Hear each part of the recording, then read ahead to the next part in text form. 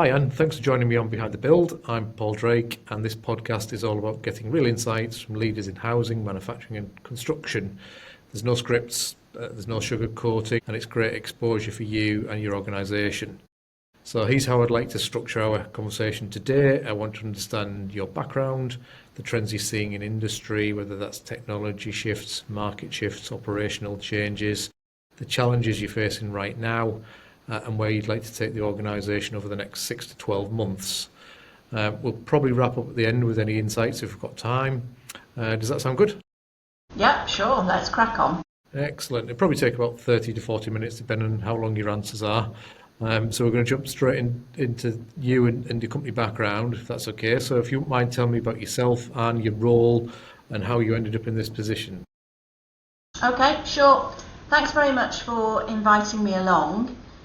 I think, unlike many housing providers who are chief execs of their organisation, and I'm the chief exec of Thorngate Church of Trust, I didn't start in housing, and I haven't come up through the housing ranks. I describe myself as originally an operations professional. So I worked for what we used to call fast-moving consumer goods companies when I left university. So I started with Boots Pharmaceuticals and moved on to Allied Lyons, which no longer exists but was quite a big food company. And then I ran a couple of commercial companies myself, with my husband, etc. And when we sold those, I then qualified as a chartered accountant and worked in practice. And I came to Thorngate because Thorngate was a client, and I was excited to get back into an organisation where I could really make a difference. And I've been here now for 14 years. And people say to me it must be so different being in an organisation like Thorngate than it was in running your own business, or indeed in big commercial companies. And I don't, for me, think that I operate any differently. I think this role is about operations, about strategy, and about looking after our teams. So for me, the approach that I take at Thorngate is very much the approach I've had throughout my career, kind of trying to get everybody on side to get things done. Thorngate is a small, very small really, specialist housing association. We are an almshouse charity, so our housing schemes, we have 3 housing schemes and 1 under development. People occupy them under licence rather than tenancies because we're an almshouse, but we are a registered provider and we are a member of the National Housing Federation, so we operate effectively from an operational perspective like other small housing associations. And our housing is for older people over 50, and we have continued, despite changes in funding, but we have continued to provide a low-level support service through wardens or scheme managers. We've continued to do that, and we feel that gives a great outcome for our residents. And in addition to housing, we have a 44-bed care home, which is a residential care home registered with the Care Quality Commission, and that we have up to 44 residents in there. There's a 44-bedded home. And you asked me kind of what my day's like, really. And what does a typical day look like? Yeah, I was trying to think. The beauty of this job is, and I'm sure this is what everybody says, there is no typical day. Yeah, everyone says that. But I would say that most days are made up of a mix of strategic operations and looking after the staff teams, really. And so I was thinking about, before I came on today, I was thinking about, well, what have I done today and does it fit that model? And actually, interestingly and happily, it does. So I'm in the 1980s and early 90s. I had a boss that used to talk about management by wandering about, and I strongly believe in the management by walking about. So first of all, most mornings a walkabout and go into one of our schemes, usually the care home, and walk around and talk to staff. And it's amazing. When I was running a dairy company, I could tell something was wrong if the noise changed of the machines, and you can tell things aren't quite right if you go out onto the floor and walk about. So I think it doesn't matter whether it's a factory, whether it's a dairy, or whether it's a care home. You can feel if something's wrong if you're out on the floor. So start off with that. I was chairing the employee forum this morning for a couple of hours, and that's an opportunity for our staff teams to meet with me, representatives of our staff teams to meet with me from across the organisation and just talk openly about things that people have concerns about. And I've been progressing our Grove Road Gosport new development throughout the day, and I've also been having some discussions with some sector representative bodies about local government reorganisation today and how that might affect us. So I've done stuff around our teams today. I've done some strategic stuff about what's coming down the track in terms of local government reorganisation and the mayoral combined authorities that are going to affect us here. You know, that's a couple of years into the future, but we've got to be prepared about how our contracts will be affected. And I'm also progressing our new development at Grove Road in Gosport, which is going to be housing for another 30 people on our waiting list. Sounds like you've got a lot on.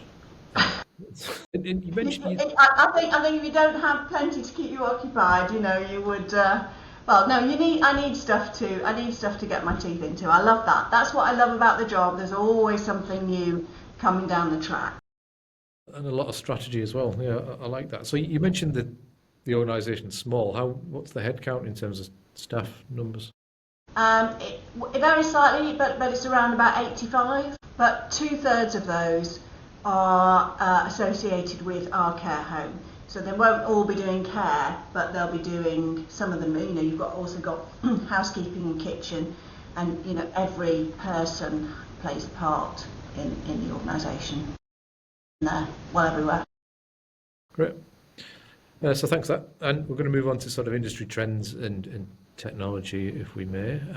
Are you seeing any sort of trends in technology right now, or operational efficiencies within what you do?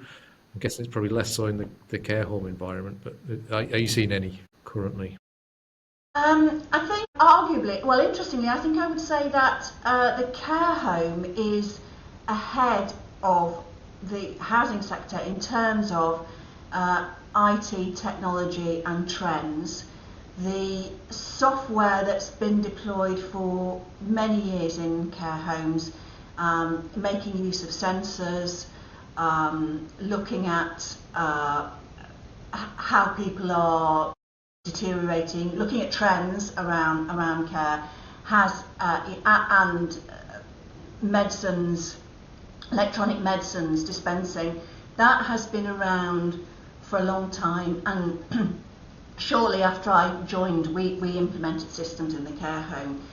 So I think it's been interesting for me, particularly when I go to other housing associations that don't have care, to be thinking about how we can utilise what we do in care in housing. But in terms of what I'm seeing and what we're doing, we've for 3 or 4 years been using Power BI and our own dashboards to centralise the data that we're collecting from a number of systems.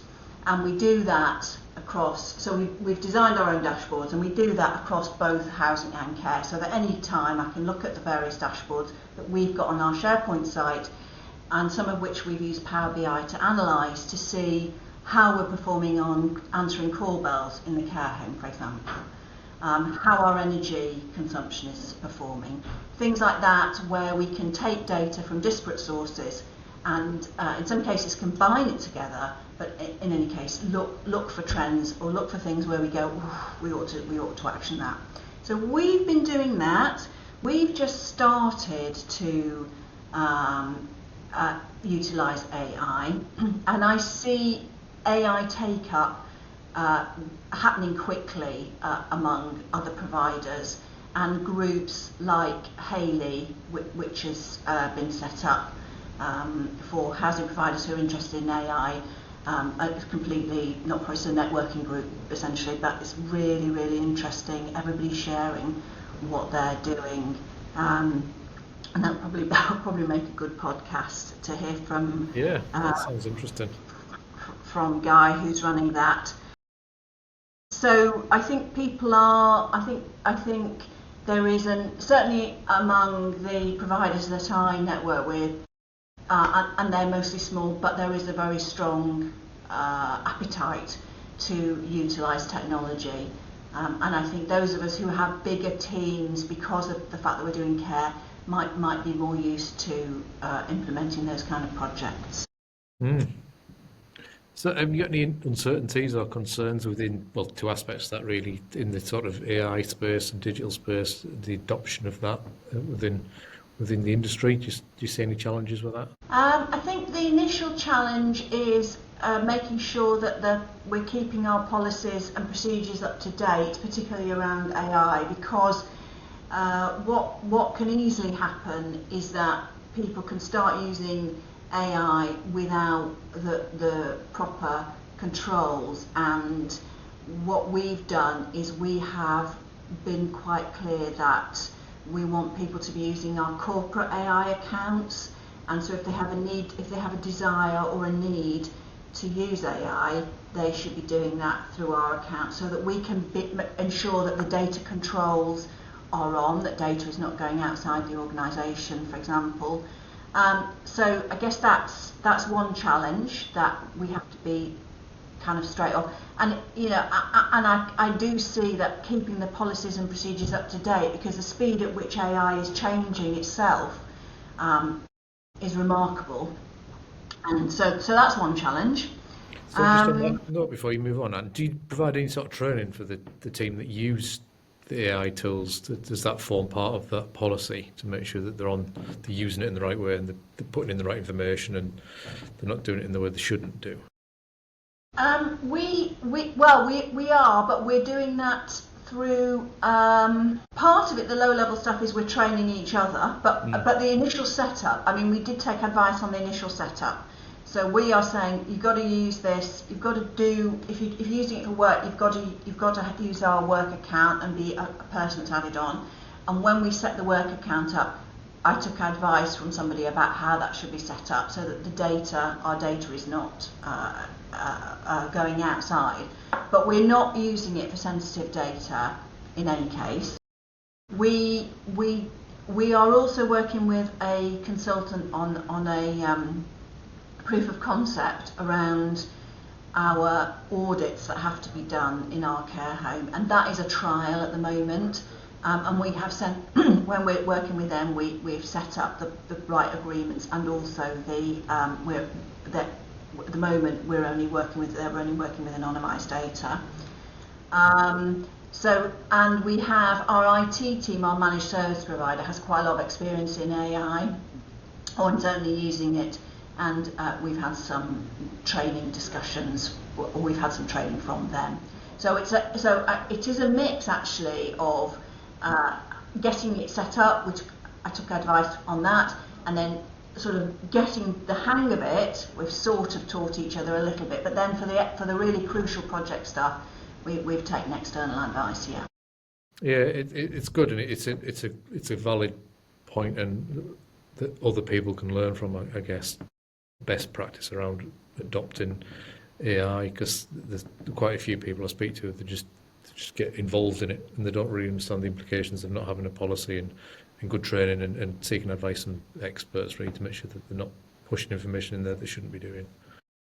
I think the key thing for me was talking to Guy Marshall, who has set up this Haley, who is an expert and is doing a lot of stuff kind of on a non-profit basis, and he said, I'm really interested in fact he's made a YouTube video about me, in so much as he said, because I said, this is some months ago now, I don't know where to start effectively. We're small. How does a small organisation like us get started? And he came back to me and he said, I think that's a really good point. I think I should make a YouTube video, a YouTube instructional video on how an organisation like you, using you as an example, gets started. And I said, okay, great, happy days. So then I basically followed his instructions on him teaching me, or person like me, how to do that. So that is a really useful resource, and I can send you details of that YouTube video afterwards. Yeah, great. Thanks, Anne.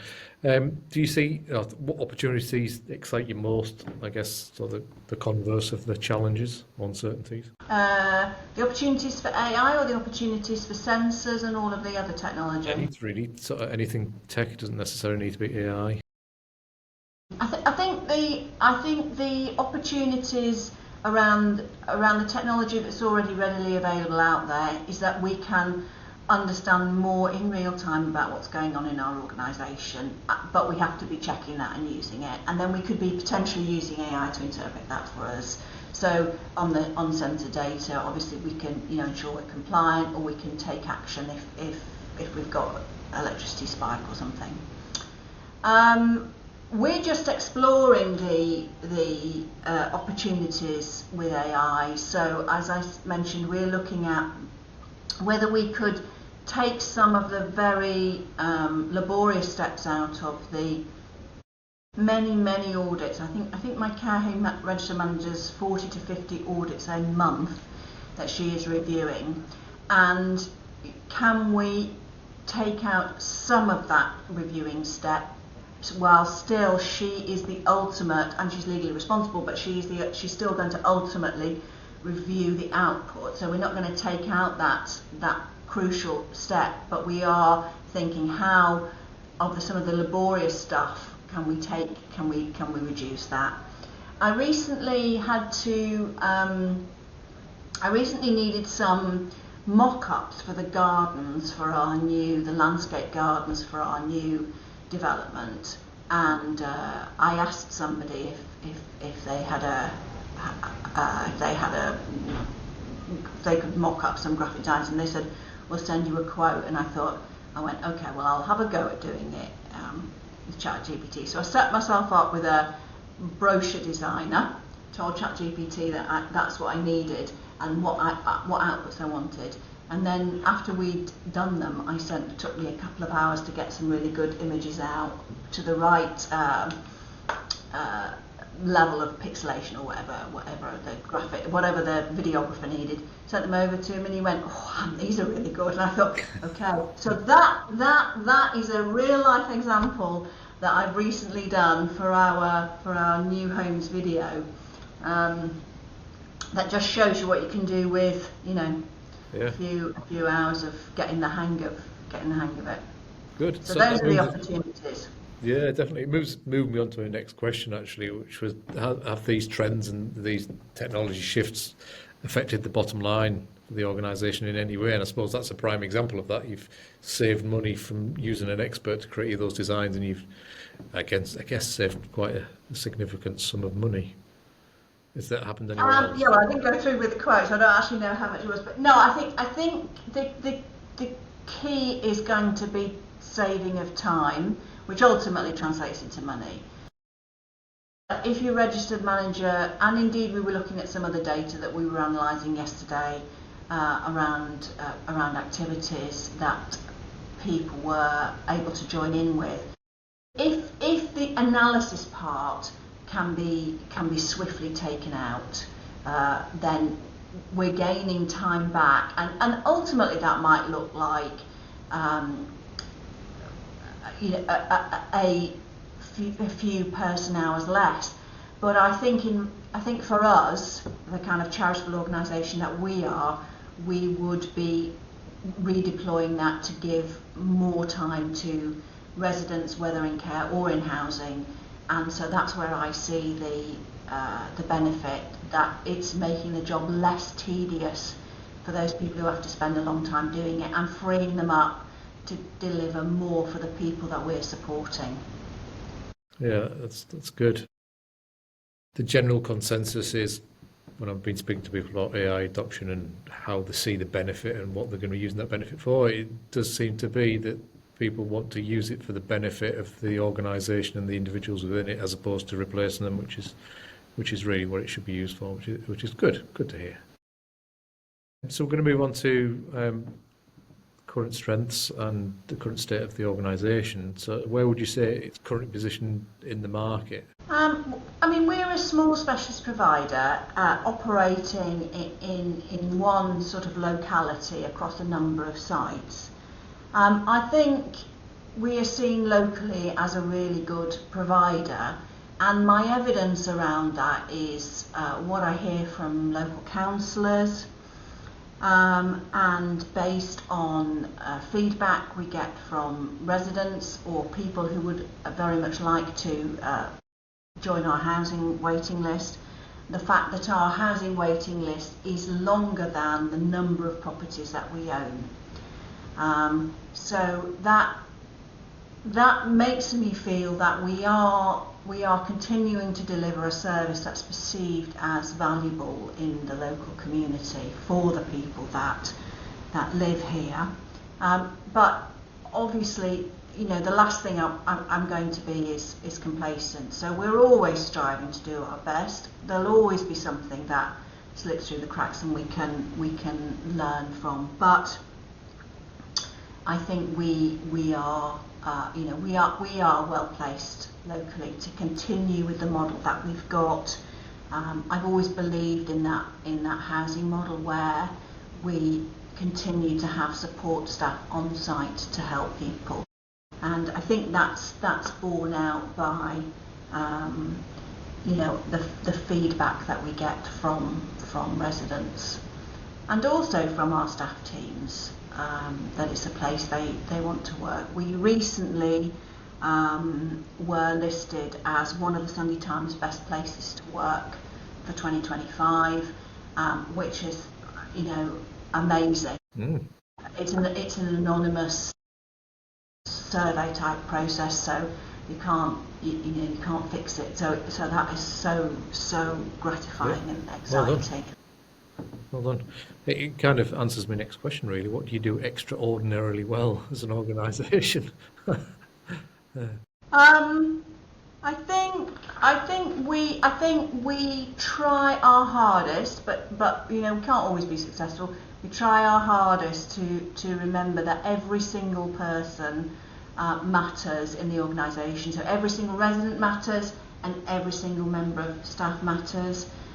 It's our teams that devise our values, and I run a values training session with new people who come along, and then when people have been here a long time, we run it again around, you know, how we came to these values, and around what components make up great teams, and you know, being the best person, the best team member you can be is a choice.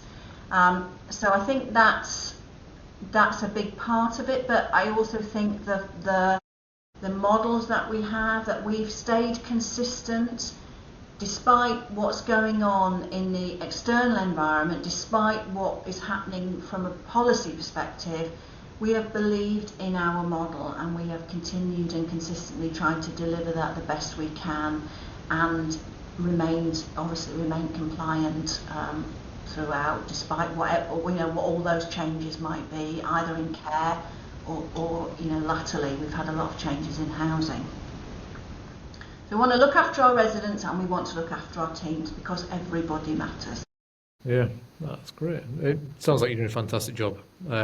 So is there a consistent word or phrase or pat on the back that you get from the residents? Is there something that you could pinpoint and go, they always consistently say we're excellent at X, Y, Z? Is there a common theme there? Yeah, I was having a look. What we try and quote residents in our annual report. So we produce an annual report every year, and I thought, you know, in case you ask me this question, what would I say? So I actually went to the words of our residents that they have given us and given us permission to publish. And the word safe comes up a lot, but I've got one here. The wardens help residents and they make us feel safe. Another one said, everyone is so friendly and helpful, nothing is too much trouble. And one family sent us something about a member of their family who'd lived with us for quite a few years. And she says, after we lost my dad, Mum stopped going out as much and I was worried she would become isolated. But after she moved to her flat, and then she names the 2 wardens, were brilliant with her. They showed exceptional care, compassion, humility, and most of all honesty during my mum's time at the premises she was at, and I've appreciated all the open communication. Their kindness will not be forgotten. So I think those are words that we've published from residents, and it's around safety, friendliness, care, compassion, and it makes everybody feel proud when they hear that about our teams. Yeah, that's lovely. Do you ever hear the term community? Like you will have heard it, obviously, but is that used commonly in everyone's language when they're talking? It is used. I think people are mainly thinking about how much they enjoy living in the community that they're in for their site, but I guess they're mainly talking about it as if it's with their friends and the people that they are associating closely with. So I mean, it is used. I think I'm struggling to say it's used constantly, but it's really about, we're talking about the people that we live with. And we like. Just seeing if there was just that sense of community. It's just a common thread that appears throughout most of these podcasts. I think there is a sense of community. I just think we don't talk about it in those words all the time. But yeah. Yeah, great. Thanks, Stan. So future goals and challenges then. So where do you want to take the organisation over the next 6 to 12 months? I suppose this should be an exciting one because you sit in the strategy seat. Well, our immediate challenge is to get our new site open. So we finished the building. We're just finishing off around some of the statutory authorities that need to be sort of tidied up, closed off. So that's our main priority. I am, as I mentioned, looking at what the local government reorganisation will mean for us. I am hoping very much to extend the sense of technology we have in our buildings over the next few years, and also around the communication between residents. So the system that we have currently for calling, making emergency calls, we're looking to change that. And the big thing that's on the horizon for housing associations is the heat network technical regulation. So we're waiting with bated breath, like everybody else, for what challenges those are going to bring, which is on the horizon. So we need to be up to date with all the and AWAB's law is coming in. We're speaking in October. It's coming in at the end of this month, and so that's another set of compliance regulations that we need to make sure we're up to speed with and on top of, and so that is where we are looking going forward, making sure that we're compliant, but what can we do in the future? Get our new site open, keep our eye open for other sites, because we are a developing housing provider, and keep our eye on the stuff like local government reorganisation. And these are the things that you have to know what's coming over the horizon that's going to try and derail your train off the track. I suppose it keeps every day different and challenging, doesn't it, if people keep moving the goalposts on a constant basis. So we talked about challenges. What's been the biggest struggle, I would say, in adopting technology, managing change from government? What's been the biggest struggle, would you say, within that space in relation to you trying to achieve your objectives around opening the new space, and what's that been? For many of the compliance matters, it is the responsibility of a chief executive and her senior leadership team to understand that and get on top of what those regulations are, however unpalatable, and communicate those to the board and basically get on with it.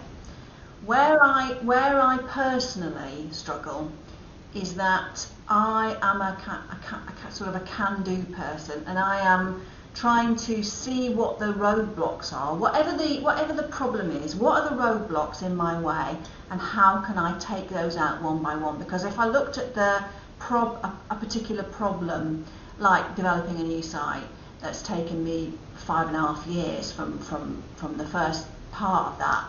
If I looked at how big that problem was, you would never start. So you can only do it, I can only do it personally by taking out those roadblocks. But where I struggle, and I love that part of the job, but where I struggle is when there are roadblocks in there that I can't influence, I can't persuade, I can't dismantle. And that's very challenging for me personally to accept that there are some areas around the sort of services that have to come into a building, or the elements that are required for highways, for example, that I just cannot speed them up. I just can't make them happen any faster, and that's personally challenging for me. Maybe not for others, but that's what I struggle with, because I think, well, what is the route through to get this achieved? And sometimes I'm finding that it's not in my power to move that forward, despite the number of levers I might try and use to get that done. Hopefully through persuasion, but in any way it's very difficult. So that's what I find difficult. The other things I want to roll out, I'm so lucky that I have a supportive board, a board that wants to drive the organisation forward, that wants to consider the strategy papers that I put forward. So I'm not saying they allow me to do absolutely anything. And I'm an accountant, so I need to make sure we've got the cash flow sorted. But I am lucky that I have a board that is really interested in the future. They are interested in technology. They are interested in what we can do with data and making information from that data. And so I know how fortunate I am in having a supportive and interested board which helps me move the organisation forward. And we do have board strategy and training days twice a year, so that we can freely and openly discuss what we might want to do in the future to keep Thorngate moving forward. That's very good.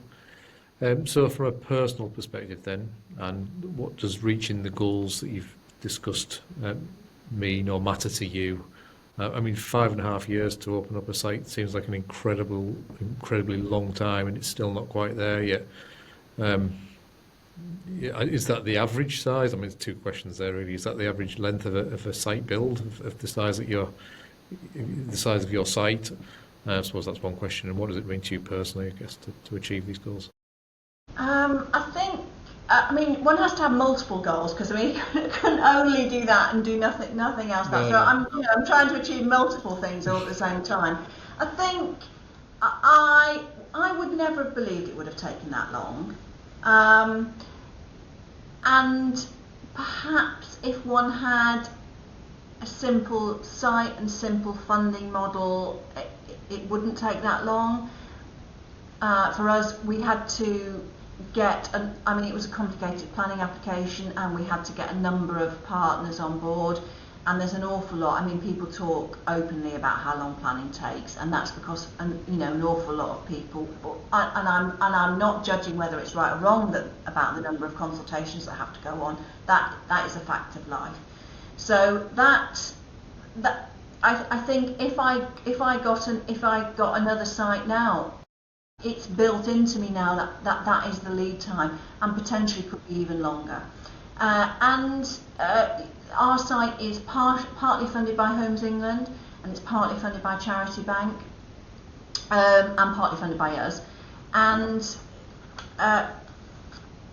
rightly, in my view, Homes England have to ensure that taxpayers' money, which is what it is being spent, and it's going to give value for money.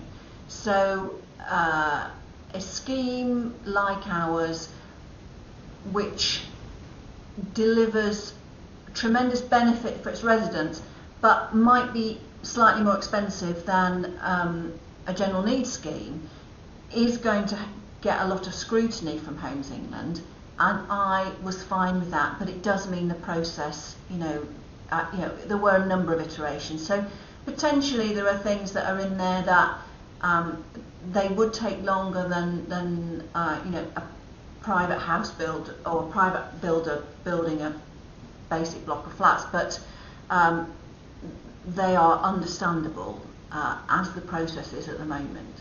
So I think if we when we move on to either phase 2 of this build or the next build, we can be realistic about timescales, and I think we've got to be, unless there are some ways that through the government policy or others, some of those chunks are taken away, but I don't really see that happening. But I've been in this job much longer than in other roles I've ever had.